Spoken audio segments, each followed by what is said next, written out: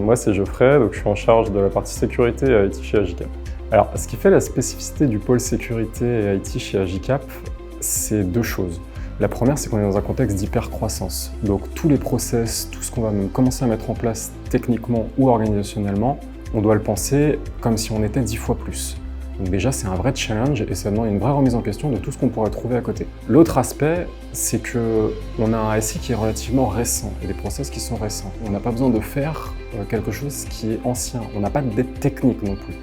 Donc, un vrai libre arbitre et un vrai choix dans ce qu'on pourra mettre en place par la suite. Donc du coup, la sécurité chez Agicap, elle s'articule autour de 3 pôles. Un premier qui est la sécurité opérationnelle. Donc ici, on ne parle pas de l'interne, on parle bien que de notre produit. Donc ce pôle-là, dans ces diverses missions, il va y avoir, pour commencer, déjà l'analyse de risque directement au niveau du produit, pour avoir de la sécurité by design, jusqu'à la prise en compte de la sécurité au niveau de l'architecture. Et tout ça, ça passe aussi par l'inclusion de la sécurité au niveau du développement, ou même l'inclusion de la sécurité dans la CI. Ça, c'est un premier pôle. Ensuite, on a la partie sécurité organisationnelle. Donc tout ce qui va être la mise en place des processus, la gestion des accès, aussi la sensibilisation de cette fois au niveau global société. Et donc le troisième pôle qui va être axé autour de l'IT interne. Donc comme c'est évoqué dans le titre, on parle bien que de l'IT interne, donc de la société, de ce qu'on fournit aux utilisateurs.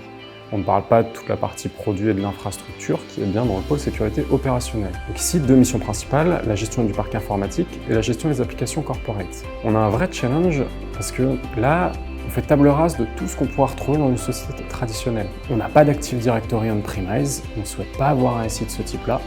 On va avoir un système d'information qui s'adapte à notre besoin. C'est pour ça que dans les premiers choix qui ont été pris au niveau de l'architecture, on parle d'Intune pour la gestion du parc informatique, ou encore d'Octa pour la gestion des accès, de façon à s'orienter vers une société full cloud au maximum.